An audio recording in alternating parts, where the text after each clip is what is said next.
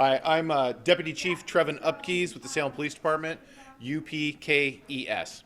So today we're talking about an incident that occurred yesterday evening over at the Union Gospel Mission. So I'm going to read our statement, our press release that will be coming out shortly. The Salem Police Department and other emergency responders responded to the Union Gospel Mission in the 700 block of Commercial Street Northeast on Sunday evening, June 1st, on the report of a stabbing incident. At approximately 7:15 p.m., officers arrived to find several individuals who had been stabbed inside the facility by a man with a knife. The knife was approximately 8 inches in size. Witnesses reported the suspect was speaking to individuals in the lobby when he produced a knife and stabbed several people. Others present who attempted to intervene in the melee were also injured. The suspect, identified as Tony Latrell Williams, age 42 of Bend, exited the building and stabbed others who were sitting outside near the building. Williams then continued to walk eastbound across Commercial Street. Officers apprehended Williams at Commercial and Division Street across from the shelter. The weapon used was located and seized.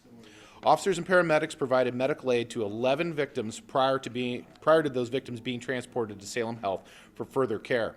A 12th victim was later identified as officers were interviewing witnesses. 5 male victims who received serious injuries remain hospitalized. The remaining victims, all men, received non-life-threatening injuries of varying degrees. The victims included 2 Union Gospel Mission staff members and 10 individuals who were guests at the shelter or were encountered outside the building, all ranging in ages from 26 to 57. Salem Police Department Violent Crimes Unit detectives investigating the incident learned Williams was traveling on an inner-city bus service from Portland to Deschutes County when he deboarded in Salem on Saturday, May 31st. Reportedly, Williams arrived at the Union Gospel Mission on Sunday evening, just prior to the call for police assistance.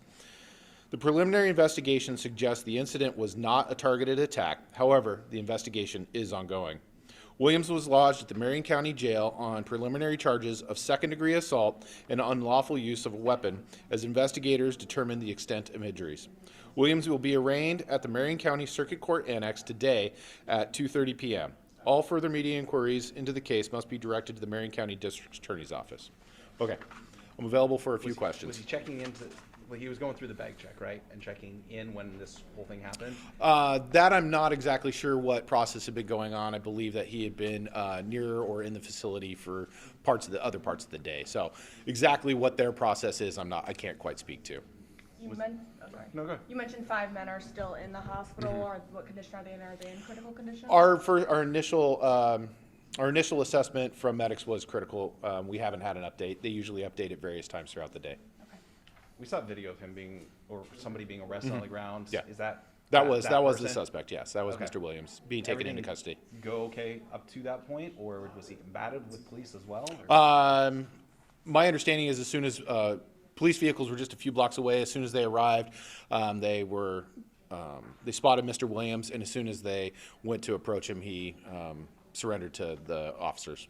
In video that was reported of the arrest, there were other people that were trying to assault the suspect. Was the suspect hurt at all in this arrest at all? He did not receive any medical treatment, so as far as any other injuries, I'm not quite sure. And then there are rumors that he's possibly from some homeless camps in Redmond. Can you speak to those at all? This is still really early into this investigation, so part of our investigation will be to kind of get a fuller picture of who Mr. Williams is. Do we know why? At this point, we don't have any real information onto that. This is still pretty preliminary. Has he been cooperating with police? That I can't speak to now that it's with the district attorney's hands. Things like that are we're not really supposed to speak You said to. assault and unlawful use of a weapon. Are we expecting like 12 of those charges each? That will be kind of determined as we continue on. So because we took him into custody so quickly, we have the pace of an investigation kind of speeds up. So we can have preliminary charges, and then as the case is further investigated, the DA can make those determinations at a later time. Have there been incidents there in the past, and is there any increased security or resources for the UGM staff? We routinely respond over there, but nothing to this magnitude, obviously. And security for the UGM, I'd have to let Mr. Smith speak to that. Do you know the time frame from when you guys got the call to when you guys arrested Mr. Williams? Do you I know? believe it was a matter of minutes. From what I understood was our first responding officer was only a few blocks to the north and was approaching from the south when they spotted him, took him into custody. I also want to give a big shout out to our fire and medics. They arrived and performed immediate life-saving measures that was, along with our officers.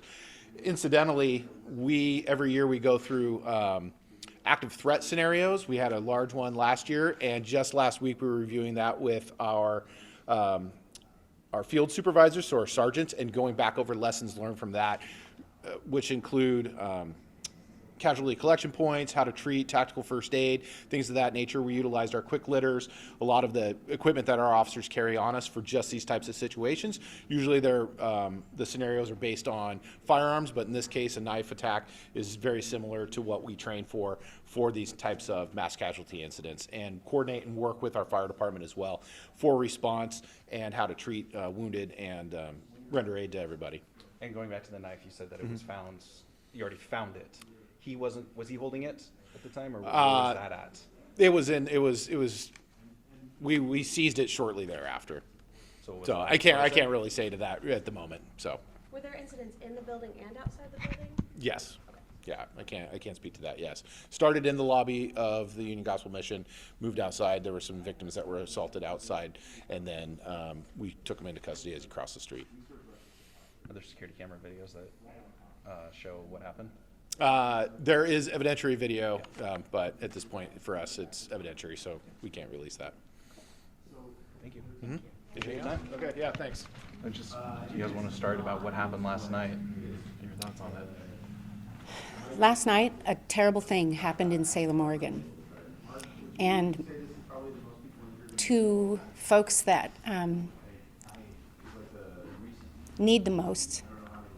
And so our hearts are with the folks across the street, staff, and the victims of this terrible tragedy. So, How did you find out about?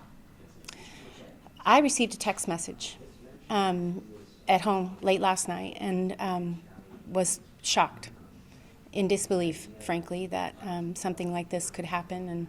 And we are most concerned with those who are still in the hospital and for those who were just there. It's a difficult thing to process, and we want to do anything we can to wrap around UGM and all involved and offer our support. Safety protocols with other shelters or anything like this would work too. That would be a question for the Union Gospel Mission with regard to safety protocols on their campus. Salem has done a lot in recent years to increase supports for folks who are living unhoused and who are, members of this community. What message would you like people in Salem and the surrounding area to understand about how to move forward from this? Boy, how to move forward. We have a fantastic police department. And I know that our district attorney is going to do the absolute best to get to the bottom of this situation and figure out what happened and why. We don't have that kind of information. We're all in a state of discovery, frankly, for what's going on and what's to come. Has the city reached out to any of the individuals who were hurt in this stabbing, or just to reach out to them and see if they or their families need anything? I have not personally. No, I haven't either, but This incident is really too fresh to have reached out to anyone just yet. Individuals are being interviewed still, those who witnessed the incident, as well as those who were victims. Mm-hmm. Yeah. Anything else that you would like for the community, for the city of Portland, or Salem, to know regarding this situation? Just that everyone is doing their best. This is a terrible tragedy, and we will come around it, and we will get through it. if I may add, we are deeply saddened by what happened last night. Right now, our focus is on the victims and their families and their well-being. Like all of you, we are waiting to hear updates on their conditions, and we are hoping for their speedy recovery. Yeah. Thank you. Thank you.